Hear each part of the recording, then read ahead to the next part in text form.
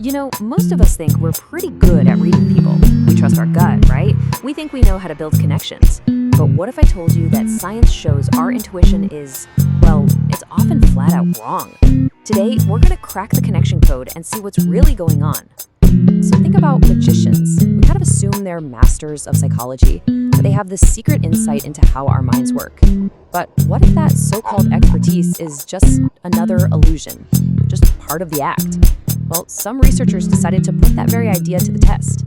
For like 100 years, people have believed in something called the insight hypothesis. It's this idea that because magicians perform so much, they must develop this deep, almost psychic understanding of their audience. I mean, it makes sense, doesn't it? But scientists weren't so sure.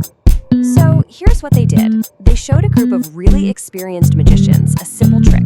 A performer guesses a number someone in the audience is thinking of. But here's the twist. It was all about the odds. How hard was that number to guess? The magicians had to predict how the audience would react to two different versions. In one, the guess is a number between 1 and 4. Pretty easy, right? In the other, it's between 1 and 10,000. The magicians were totally convinced that the 1 in 10,000 guess would blow people's minds way more than the 1 in 4 guess. But here's the crazy part. When they ran the experiment with a real audience, the results were stunning. People were equally impressed by both tricks. It turns out that wow, how they do that feeling was exactly the same whether the odds were 1 in 4 or 1 in 10,000. The expert magicians, they completely misjudged their own audience. And this gets at something huge that goes way beyond magic tricks. See, the magicians weren't using some special insight. They were just projecting their own logical way of thinking onto everybody else. And guess what? We do the exact same thing. Relying on our gut feeling about what other people want, it can give us this totally false sense of knowing what's going on. So this illusion of insight, as they call it, is the root of the first major myth of connection we really need to bust. And that's the deeply flawed idea that we can actually guess what other people want from us.